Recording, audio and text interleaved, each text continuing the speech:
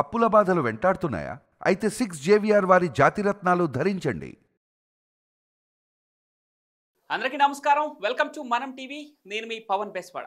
మనతో పాటు అడ్వకేట్ రజనీ గారు ఉన్నారు. మేడం నమస్కారం. నమస్తే అండి. రైట్, ఇక పేర్ని నాని విషయంలో మీ వర్షన్ కావాలి మేడం. పేర్ని నాని విషయంలో కూటమి ప్రభుత్వం కొంత వెనకడుగు వేస్తుందా అని కొంత వాదన వినపడతా ఉంది. ఇక్కడ ఒక క్లారిటీ కావాలి. ఏంటంటే పేర్ని నాని కూడా ఇప్పుడు ఇళ్ల పట్టాలు, నకిలీ ఇళ్ల పట్టాల పంపిణీలో పేర్ని నాని కూడా హస్తం ఉంది అనే ఒక వార్త హల్చల్ చేస్తూ ఉంది. ఈ నేపథ్యంలో ఆయన పైన కూడా కేసు నమోదయ్యే అవకాశం కనిపిస్తుంది. అయితే ఇక్కడ పేర్ని నాని విషయంలో కూటమి ప్రభుత్వం ఎందుకు ఇంత నెమ్మదిగా వ్యవహరిస్తుంది? గతంలో బియ్యం అక్రమ రవాణా విషయంలో కూడా పేర్ని నానిని అరెస్ట్ చేయాల్సింది, కానీ కూటమి ప్రభుత్వం ఆ చర్యలు తీసుకోలేదని ఒక వాదన నడుస్తుంది. సో మీ వర్షన్ చెప్తారా దీంట్లో? సార్, ఇక్కడ పేర్ని నానిని పట్టుకోవాలి అంటే నకిలీ ఇళ్ల పట్టాలు పంపిణీ అంటారు. నాకేంటి, నేనేమన్నా ప్రింట్ లేపిస్తానా? నేనేమన్నా వాటి మీద సంతకాలు పెడతానా? లేదు, అదంతా ఎంఆర్ఓలు కలెక్టర్లు వాళ్ళు చూసుకోవాలి కదా. ఎక్కడ ఇరుక్కున్న అధికారులేనండి.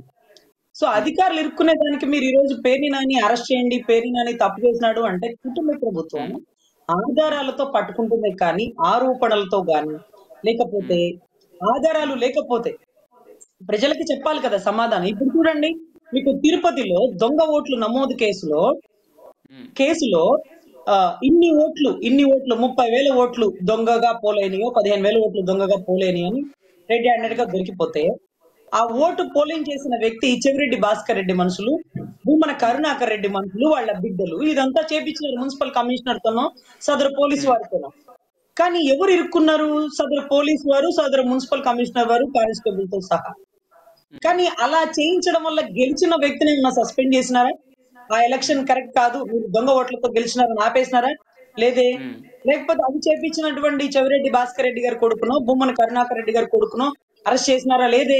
మరి ఎవరిని పట్టుకున్నారు? పాపం మున్సిపల్ కమిషనర్ ని పట్టుకున్నారు, పోలీసు వారిని పట్టుకున్నారు.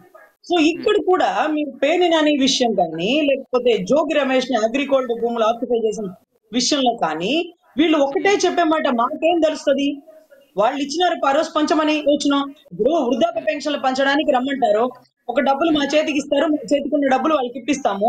ఆ ఓట్లు దొంగ నోట్ల ఒరిజినల్ నోట్ల నాకేం తెలుస్తుంది?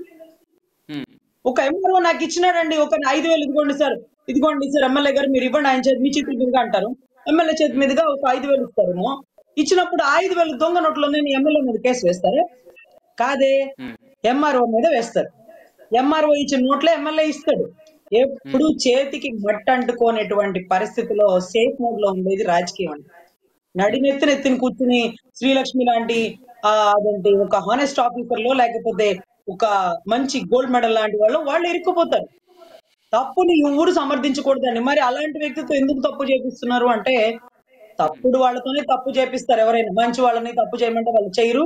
సో వీళ్ళు కూడా ఆ బాపతే కాబట్టి గౌతమ్ సేవగ్ లాంటి వాళ్ళు, లేకపోతే క్రాంతి టాటా, విశాల్ గున్ని లాంటి వాళ్ళు ఆ బాపతే కాబట్టి వాళ్ళని అలా వాడారా? లేకపోతే నిజాయితీ పనులను కూడా ఆ బాపతతో వాడారా? Whatever it may be. ఈ రోజు పేర్ని నాని విషయం అయితే ఇది అండి. ఇళ్ల పట్టాలు మాకు తెలీదు, ఎవరు ముద్రించినారో, అవి ఒరిజినల్ ఫేకో నాకు అర్థం చేసుకునేంత అవగాహన నాకు లేదంటాడు, చేతులు ఎత్తేస్తాడు. ఎవరు ఇరుక్కుంటాడు? ఎంఆర్ఓ, కలెక్టరు, ఎవరైతే దానికి సంబంధించిన సంస్థలో ఉండే అధికారులు. ఇకపోతే పేర్ని నాని విషయం తర్వాత జోగి రమేష్ విషయం. అగ్రిగోల్డ్ భూముల్లో వారి కొడుకును అరెస్ట్ చేసినప్పుడు జోగి రమేష్ గారు అద్భుతమైన మెసేజ్ ఇచ్చినారు. మాకేం తెలుసు సార్, ఎంఆర్ఓ రిజిస్ట్రేషన్ చేసేటప్పుడు చెప్పొద్దా, రిజిస్ట్రేషన్ చేసినప్పుడు చెప్పొద్దా, ఎంఆర్ఓ రెవెన్యూ రికార్డులు ఎంటర్ అయినప్పుడు ఇది మామూలు భూమి అని చెప్తేనేగా మేము కొనుక్కుంది, రిజిస్ట్రేషన్ చేసినప్పుడు ఆపచ్చిగా, అగ్రిగోల్డ్ భూమి అంటే మేమెందుకు కొనుక్కుంటాం, మాకు సరైన మెసేజ్ ఇవ్వలేదు, మాకు తెలియదు అన్నారు. అప్పుడు ఎవరు ఇరుక్కోవాలి? ఎంఆర్ఓ ఇరుక్కోవాలి, కలెక్టర్ ఇరుక్కోవాలి, రిజిస్టర్ ఇరుక్కోవాలి, వీళ్ళు ఇరుక్కోవాలి. ఇప్పుడు అతను రిజిస్ట్రేషన్ నేను చేయించుకున్నాను అన్నాడు, ఎవరు చేసిన రిజిస్ట్రేషన్?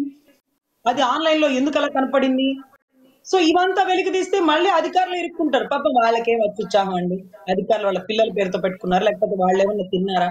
వీళ్ళు చెప్పే పనులు వాళ్ళు చేసి వాళ్ళ కుటుంబాలు రోడ్డుకి ఇడ్చుకుంటున్నటువంటి అధికారులు చూస్తే జాలేస్తుందండి. చదువుకోవడానికి 2 ఏళ్ళు 3 ఏళ్ళు త్యాగాలు చేసి ఢిల్లీలో, హైదరాబాద్ లో కోచింగ్ లో ఉండి చదివి ఇలా రాజకీయ నాయకు చేతిలో బలయ్యే నిజాయితీ గల ఆఫీసర్లు, లేకపోతే ఆఫీసర్లను కూడా నిజాయితీ తప్పించి అవినీతి పరులుగా మార్చేటటువంటి రాజకీయ నాయకులను చూస్తుంటే ఇలాంటి ప్రొఫెషన్ కంటే మా నల్లకోటు 100 రెట్లు బెటర్ అనిపిస్తుంది. సేఫ్ మోడ్ లో ఉంటాం.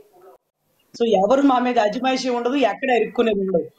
సో ఇటువంటి పరిస్థితుల్లో ఒకటేనండి, వాళ్ళ ఇద్దరిని అరెస్ట్ చేయడానికి చేయకపోవడానికి గల కారణాలు పూర్తిగా ఆధారాలు ఎవిడెంట్లతో సహా దొరికితే తప్ప చేయకూడదు. ఎందుకంటే ఇలా చేస్తే ఇప్పుడు చూడండి, దొంగ ఓట్లు అంటే ఎవరు ఇరుక్కుపోయినారు, ఉమ్, అలాంటి కదా. సో వీళ్ళు ఎప్పుడు సేఫ్ మోడ్ లోనే ఉంటారు. సో కూటమి ప్రభుత్వం రెడ్ బుక్ కాదండి, రాజ్యాంగబద్ధంగా పరిపాలిస్తుంది.